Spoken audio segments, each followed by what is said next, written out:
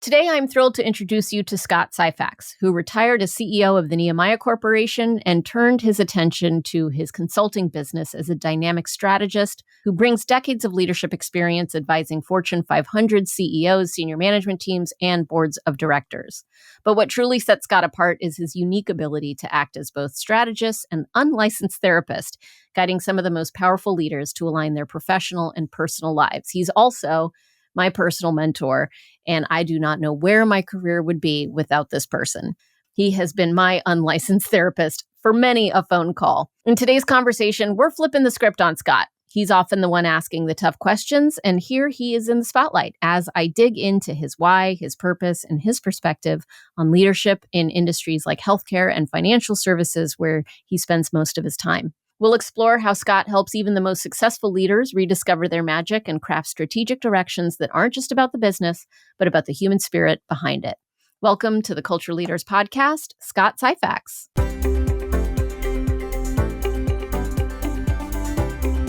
Scott Syphax, I've been on your show and you've peppered me with questions for 45 minutes, but now the tables have turned and it's time for me to pepper you with questions. It's payback time, baby.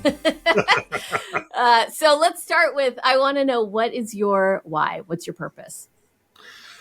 My purpose is to help people elevate themselves, really to discover what's special and magical about them that they may have forgotten about or that they may have never discovered, and then to help them frame whatever it is that is magical about them so that they can use that as a stairway to reach for their dreams.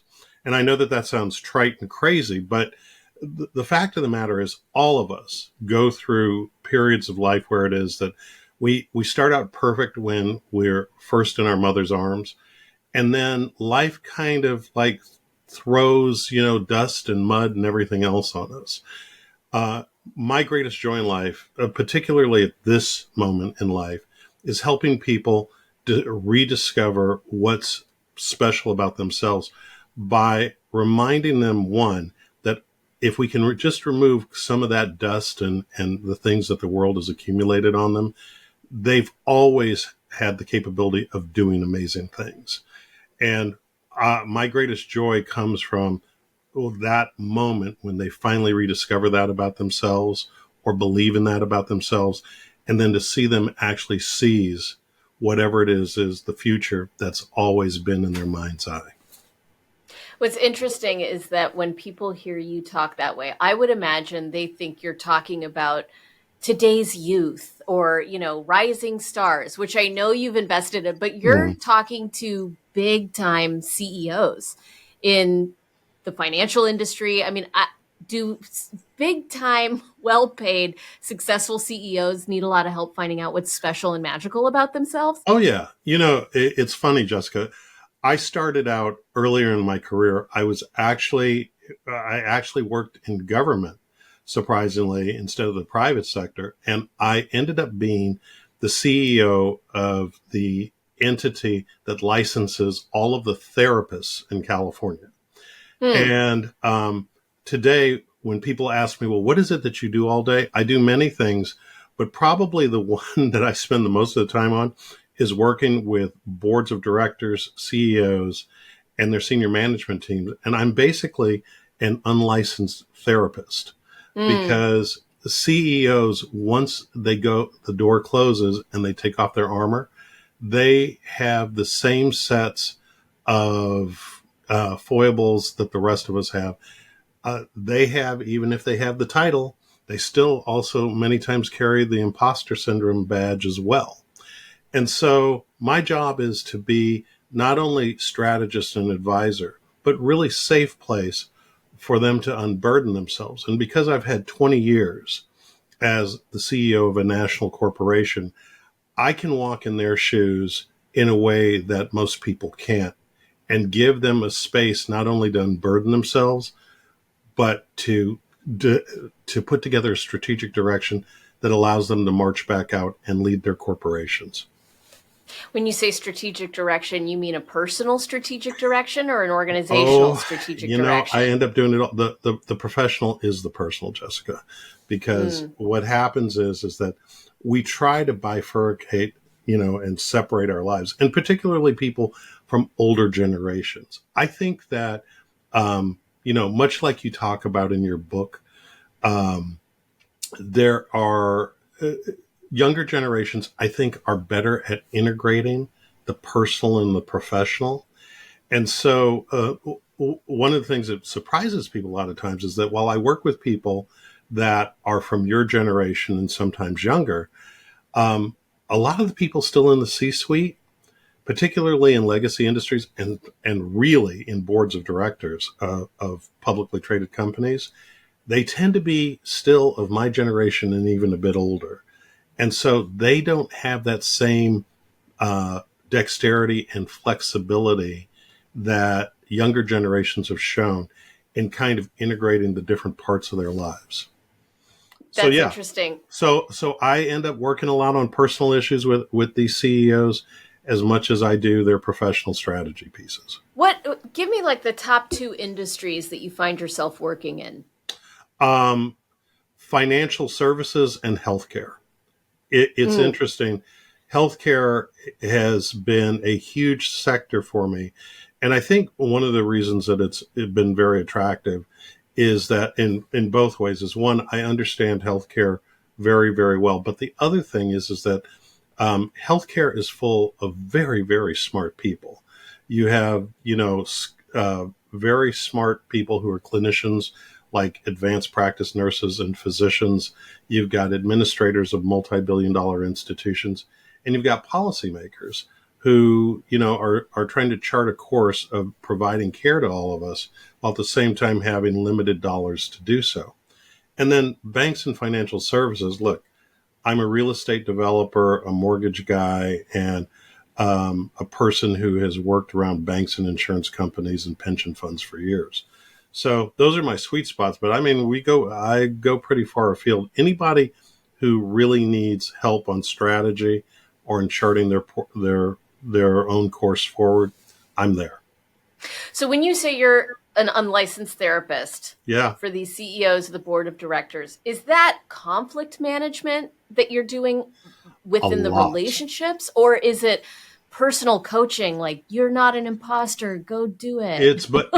It is both. So I'll give you an example. Sometimes I work with senior management teams, and for whatever reason, they are not in alignment. Well, sometimes it's bigger than that, and it's senior management teams and CEOs are not in alignment with their boards of directors. And there are times, and these are some of the most interesting ones, I do a lot of training and development on coaching boards of directors as to what their jobs are.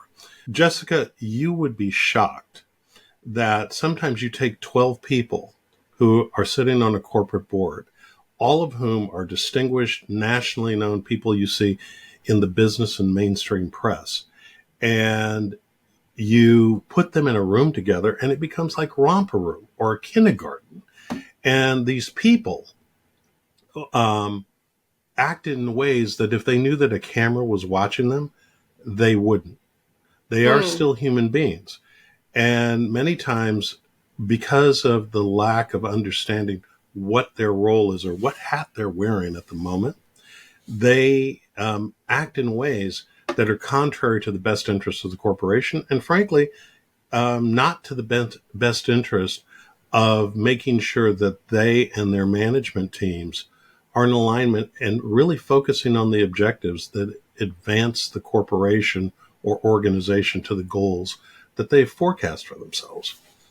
I think that's something that is a bit of a black box for most people in corporate America, the board of their organization. I mean, I worked at Oracle for 10 years, and there was a lot of transparency, surprising amount of transparency at that company about what senior leaders were thinking about and working on. And especially in my team, they were really good at sharing that information. But what happened at the board level is really obscure. for the average employee? I mean, even who's on the board, we can look it up, but it's not something that's talked about in day-to-day life. What impact does the board have on the day-to-day life of your average employee in a publicly traded company? Well, it's interesting. You can answer that question from two vantage points. One, as someone who's a CEO for 2 decades, I can tell you that while I wanted the board's help, I didn't want them sort of in my sock drawer every single day. On the other hand, I would say that for far too many companies, the board, you put all of these high-powered people on this board, and then you don't use them. And frankly, you so limit the information that they receive that they're not able to actually provide the added value that you sought them out for in the first place. I'll give you a prime example.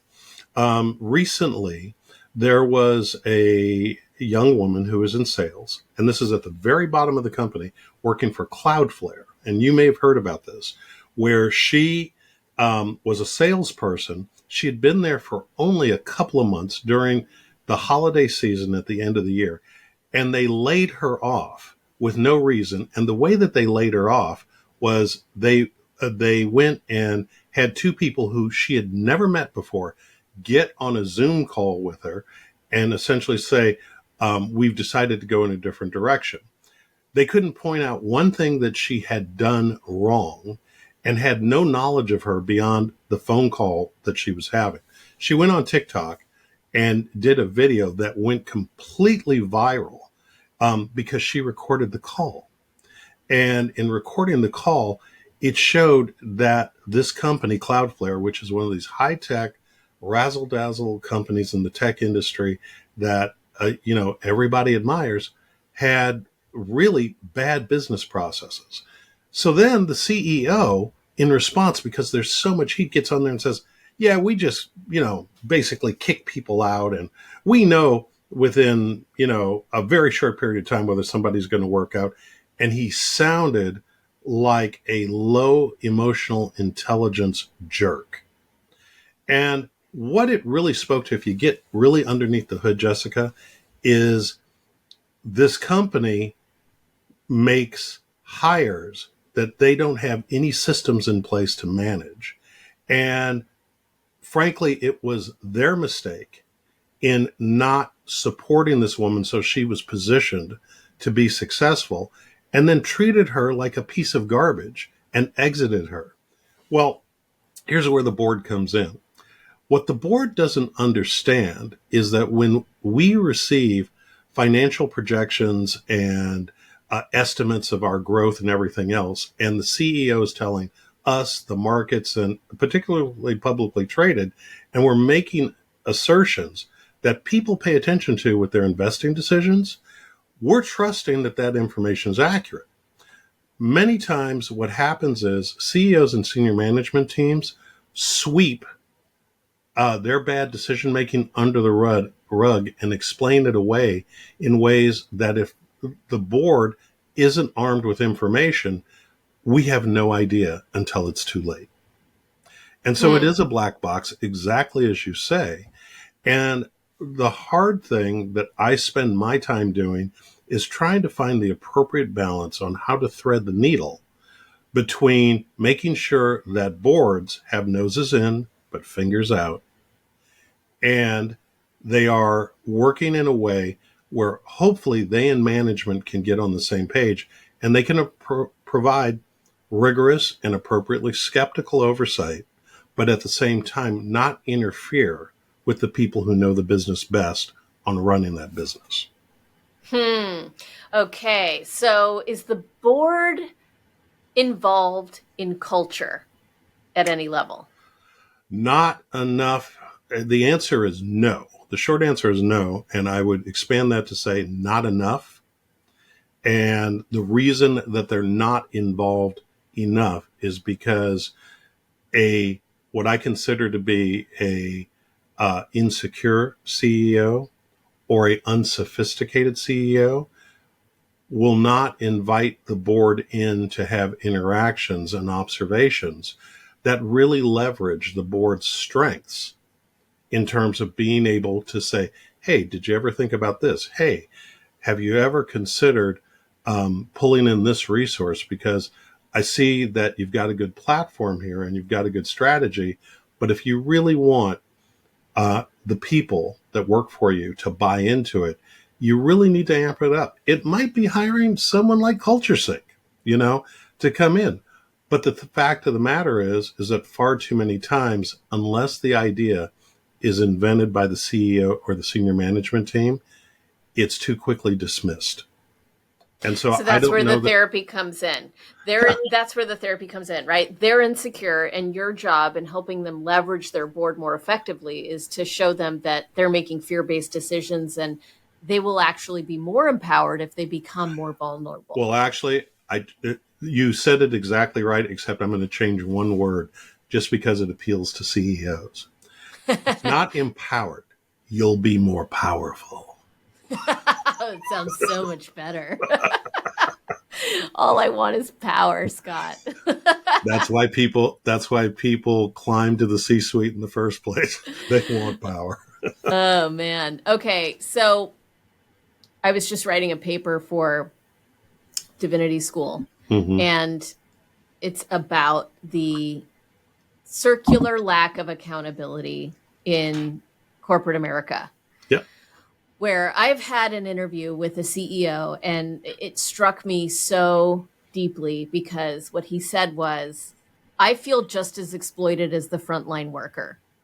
Really? How so? Yeah, because there are so many decisions that he would like to make to help his employees thrive, to help the business advance, but he is being put into a particular lane and forced into certain decisions by his board that prevent him from making what he thinks are the right decisions.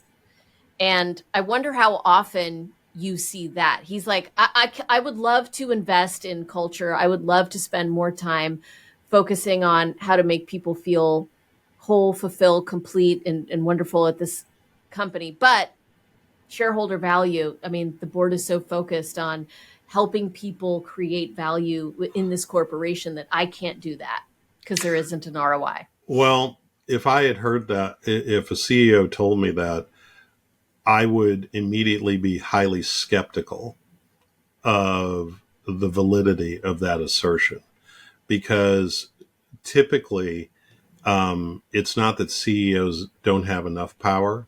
It's that they have uh, power that is not regularly scrutinized and that they're not accountable for how they expend it.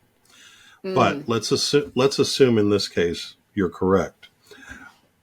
Um, that also, I think, falls back to the CEO and the chair or lead director, because obviously you have the wrong board and the wrong Mm. strategy, because a board's job is not to micromanage the operations and the day-to-day management of the corporation. And I consider culture to be part of that portfolio that the CEO has direct responsibility for. And frankly, if I'm doing my job on evaluations, you recently wrote an article on performance reviews, and that they're going to be held accountable for those cultural learnings and achievements as part of their at-risk compensation that they're measured on and rewarded on at the end of the year. So I don't. I am skeptical of the statement, but if the members of the board don't understand how important culture is, then you've got the wrong board. And I see this problem all the time, and it's another thing that my firm works with boards and CEOs on, which is how to curate a board that aligns not only with the objectives of the corporation, but also serves as a foundation for achieving success and mastery over things like culture and innovation and process improvement. And but too many times, CEOs use and lead directors use who they can get, not by what it is that they're going to contribute, but more like how much prestige landing this big whale or this big fish accrues to the corporation because we've got a former secretary of the Treasury, or we've got the former CEO of General Motors on the board. And that becomes their primary criteria, not the contribution and value that they're going to bring.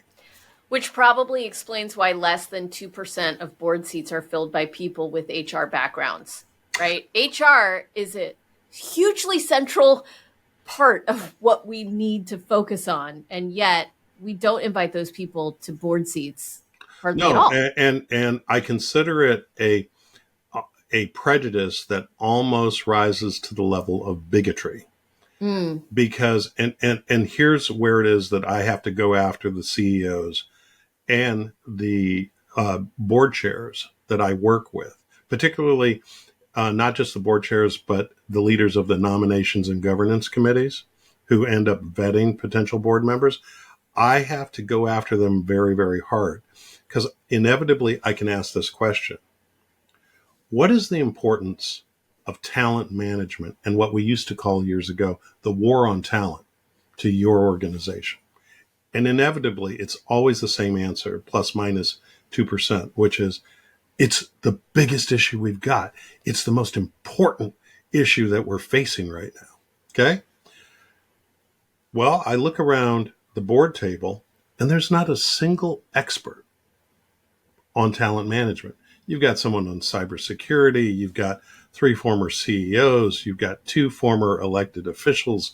You've got, 2 people that were partners at major law firms and 1 that's the CFO of whatever the corporation is. But not a single one of those people brings really the talent management and optimization expertise to the table. Yet you say it's the most important thing that will allow you to win against your competitors in the marketplace. How do you square that?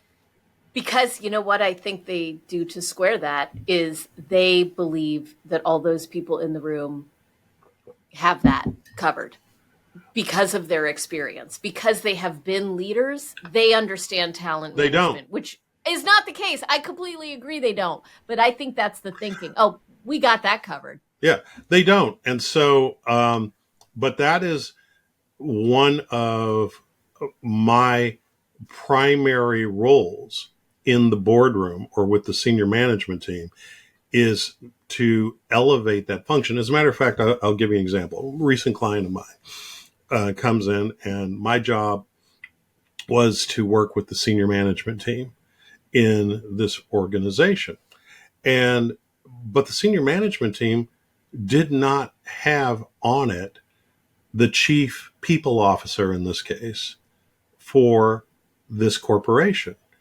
And so I asked the team, I'm like, why do you have the chief people and talent officer of this corporation, given the fact that you're growing at like 20% per year and finding the right people and putting the right butts in chairs is like, mission critical for your continued expansion.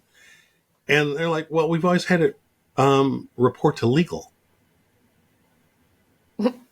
To legal. And I'm like, what does the general counsel of the corporation have in terms of expertise on managing this function? And the response was, well, if we get sued, it'll go through the general counsel's office and our external counsel. And so we figured the best place to put HR historically has been underneath the general counsel's office. And the general counsel knows nothing about the issues that you and I are talking about. And while they sit on the senior management team, they're not, the lens that they bring is one that has to do with contractual obligations and litigation mitigation. Yeah. Well, that's the question. Is HR there to protect the company, or is HR there to protect employees? Well, I would say neither. HR's primary function is to engage people in order to elevate and expand the success of the corporation. by providing not only opportunities for individuals to make their own unique contributions, but to do those in service of the overall corporate objectives where everybody wins from an experience standpoint, from a compensation standpoint, and from an upward mobility standpoint. Yes, that's lovely, theoretically. Yes. And in addition, I think there is a growing anti-work movement happening amongst young people, amplified on TikTok, of people feeling like they're getting exploited by corporations and that it's not mutually beneficial.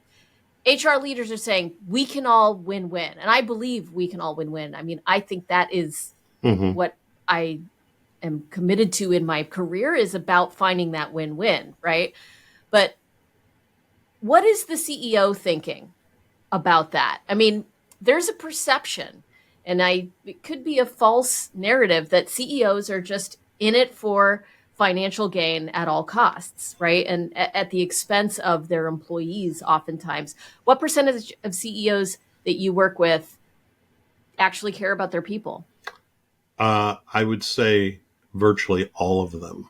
I Yeah. don't think it's a question of whether or not they care about their people. I think many times it's a question of not knowing what they don't know, feeling that in the crush of analysts, competitors, and all sorts of other issues, that it's the issue that they know is important, but they don't get to because they don't have anyone in their organization elevated enough or empowered enough to take their concern forward and actually make milestones happen that achieve that purpose. I think that many times because most CEOs don't come from the disciplines that you and I are talking about, they don't know that they're the frog in the pot and that the heat is going up and it's about to boil them.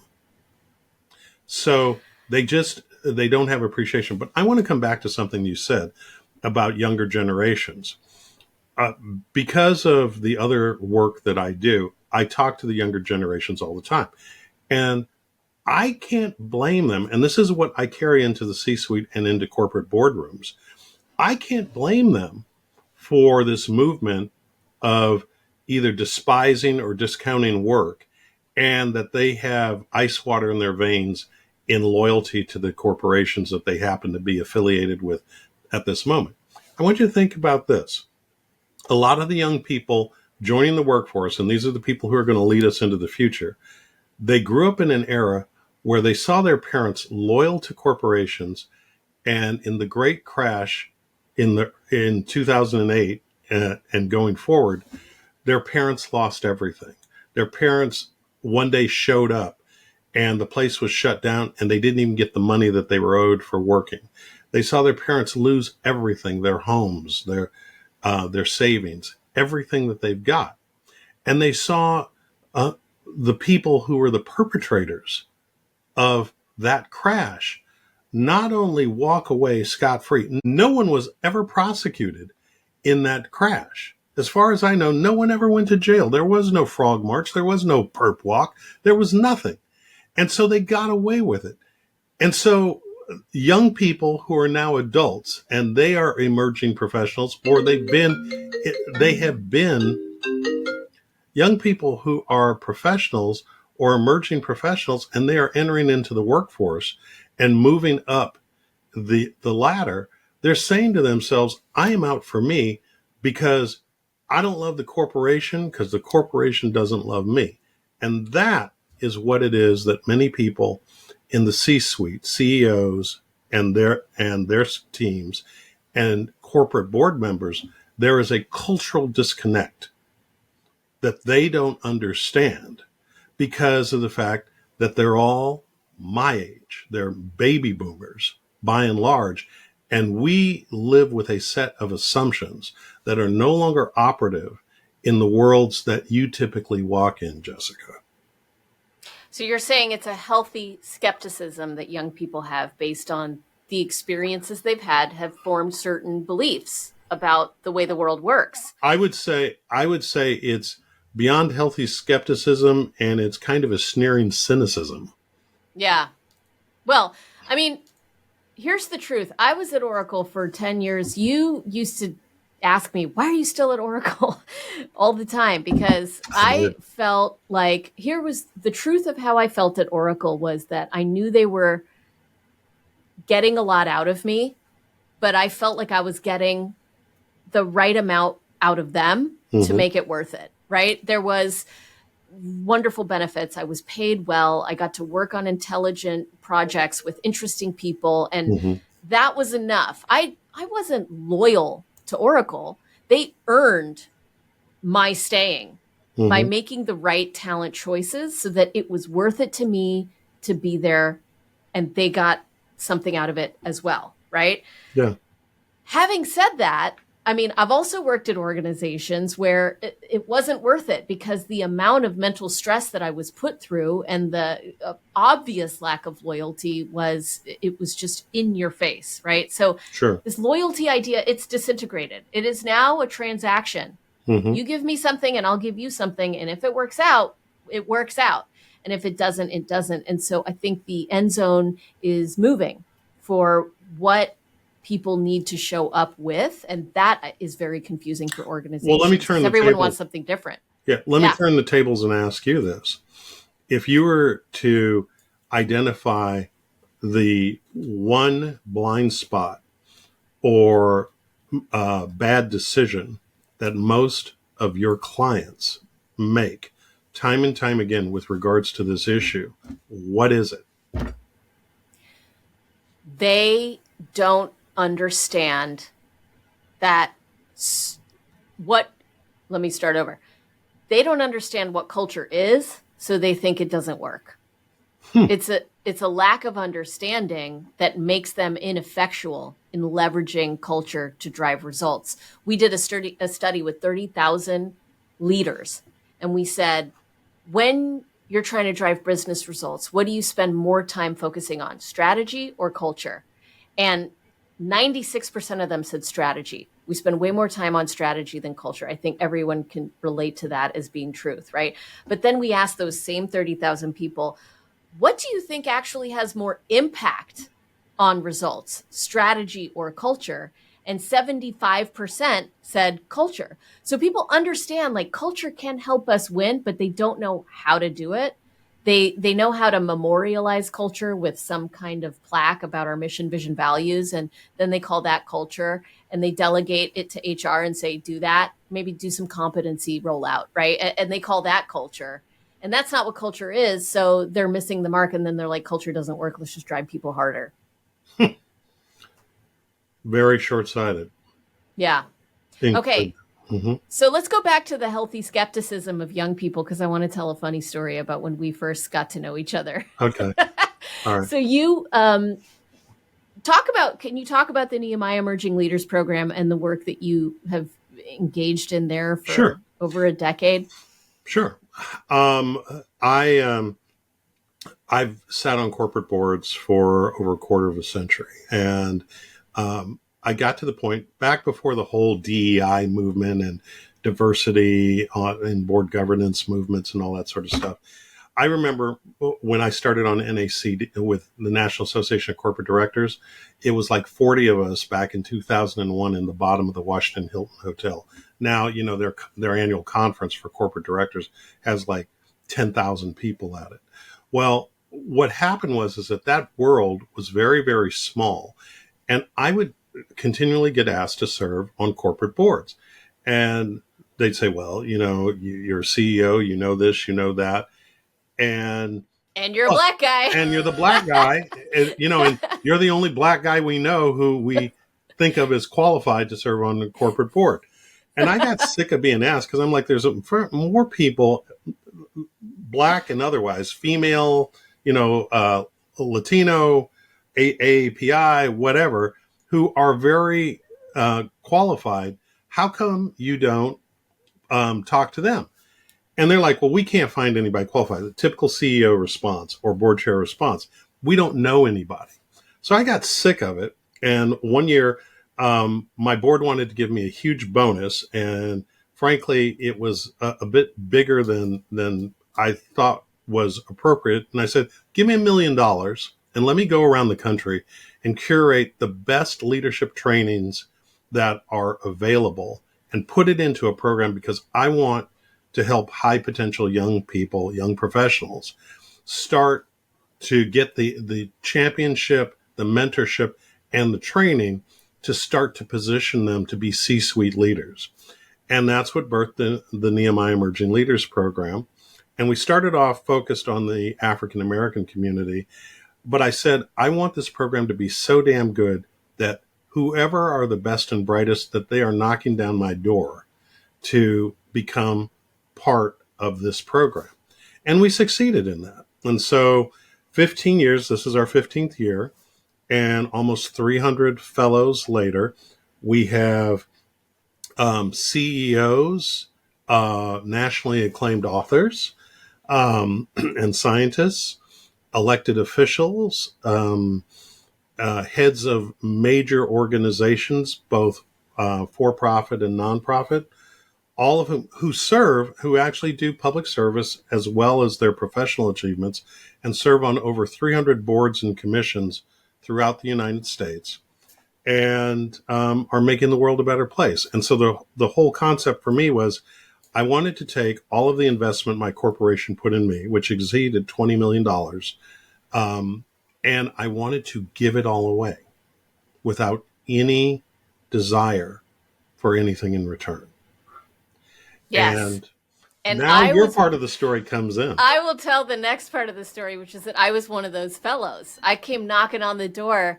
Let me in. I want to be one of the Nehemiah Emerging Leaders that I have seen be so impressive. I mean, the group that you curated, they were really outstanding people. And I remember attending a session as a visitor, and I thought, oh, I got to be in this. And so I applied, and then I saw the amount of investment that you had made. It wasn't just some training program, right? I mean, I think people need to understand this was an experience. I met Nancy Pelosi because I was in that program. I shook her hand and had a conversation with her because you made it so that me and Nancy Pelosi were in the same room. I mean, it is a networking opportunity. I had mentors from all walks of life that you connected me with. It was incredible. And I was so confused about why you were doing this. I mean, I was excited for me, right? But the price did not match the value I was getting. I mean, there was a tuition, right? But it wasn't even, there was like scholarships offered by you. And also it didn't come near paying for the value that I got out of it. So I remember meeting with you, and the skepticism that I had and this confusion just kept building and building. And one time we sat down and I just said, Scott, I don't understand. What is in it for you? Why are you doing this? Like, tell me what the secret plan is. Are you going to turn all these fellows into your minions in some future take over the world? Like, I was trying to figure it out because I hadn't run into that kind of service at that level, And do you remember what you said? No, but I'm sure it was wonderful. What did I say? I don't remember either, but you laughed. I remember it started with a big chuckle, and you're like, "Oh, Jessica, you're doing it for service purposes," which I didn't really believe at the time. It comes back to my why. It comes back to my why, which is that nothing gives me greater joy than helping someone to discover or rediscover what's amazing about themselves, and help them to reveal the path to themselves, to get to the star that they see in the sky that they've always wanted to attain and get to. I will tell you this. The theory behind the program was this. My board of directors was a great board of directors for the Nehemiah Corporation. And they invested so much money in me, in training, experiences, being in the right rooms, all that stuff. And I carried all this stuff around. And we used to reduce everything in our board meetings, if we had a tough issue, to one of the 3 Godfather movies. Funny story. And what one of my board members said, Scott, you carry around all of these relationships with politicians and other CEOs like so many nickels and dimes. And that's a line from The Godfather 1. And he said, but what happens if something happens to you? What happens if we have to fire you, if you get hit by a bus or something else?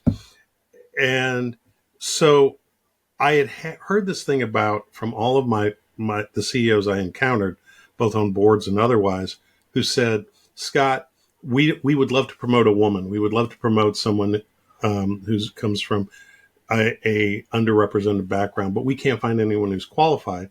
And that was part of the impetus for the program. But the thing was that I was carrying around all these relationships and expertise.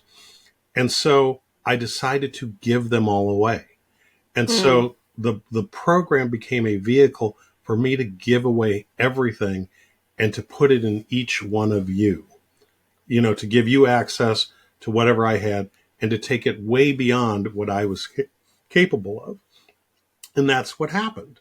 And so my fundamental role has been to give away every bit of power, influence, insight, access, whatever it is, but to give it away without any desire of anything in return. Because what I get in return is the joy of seeing all of you, Jessica, and who I'm so proud of, and all of these other folks achieve amazing, remarkable things that I could have never conceived. And so that's so really beautiful. The story. It really is the story. And I want to tell one more story about you, and then we'll wrap it up with my last question. But there's more layers to this. The thing, and I feel like I'm going to cry telling this story right now, but the thing that I remember about you was when I got offered a job as the head of HR at a huge tech company in Silicon Valley. And I didn't want to leave Sacramento because I had a boyfriend that I liked a lot, and I was in love with. And I was feeling all of this confusion about, do I give up this career opportunity for a guy? I'm a feminist. I can't do that, right? But I really don't want to leave this boy, And you said, come over to my office and we'll talk about it. And I came over to your office and you spent 3 hours with me with a whiteboard talking about what my values are, what my future could look like, and helping figure out whether or not this decision was aligned with my purpose and my values and what I wanted. And when I walked out of the room, I had decided not to go. And because of that, I ended up marrying that guy, ended up having my daughter. I'm divorced now, so oh well, but whatever, I had my daughter, and thank God I didn't take that job. I mean, just thank God I didn't take that job because I got to have my daughter and everything is the way that it was supposed to be. But the investment in time, at the time you were CEO of a national corporation and you spent 3 hours with some 20-year-old talking about, should you take this job or stay with the boy, and I am so grateful for that time and that investment. And just to see someone care that much, to be able to be in that decision with me and that confusion and not dismiss it as oh, there's some girl, not sure if she should take a job for a boy. I mean, it really meant a lot to me. So thank you. It was my honor and privilege. Okay. Now my last question, I'll wipe the tears away, is what is one question that you don't get asked in these interviews and all of the conversations that you have that you wish you were asked more often?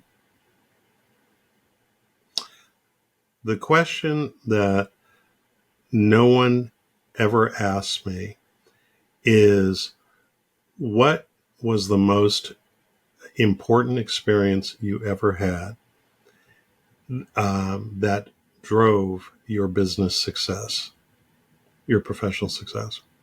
Do tell. The most important lessons that I received in business was when I started out giving parties in order to meet potential partners. That's the politically correct term in this day and age. And I grew it up to the point where I was doing major concerts and I owned nightclubs and all that sort of thing. And I dealt with every aspect of society.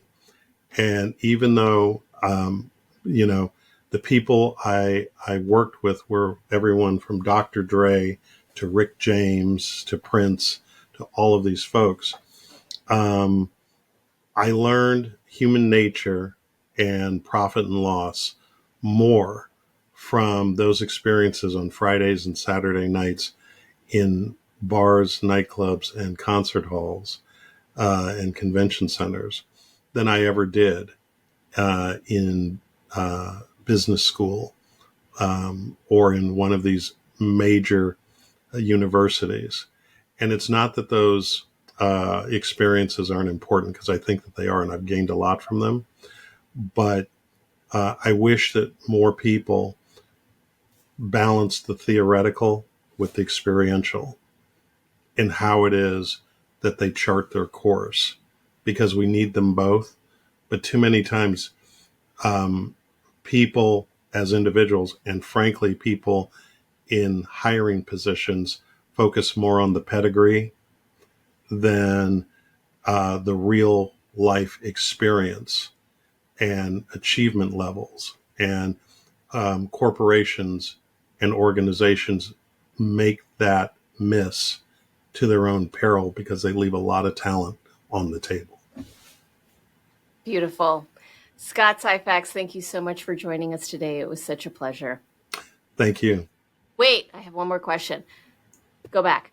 Scott, where can people go if they want to learn more about you and your business? They can go to syphaxstrategic.com, SYPHAX strategic.com for me, and for the Nehemiah Emerging Leaders Program, NELPleaders.com.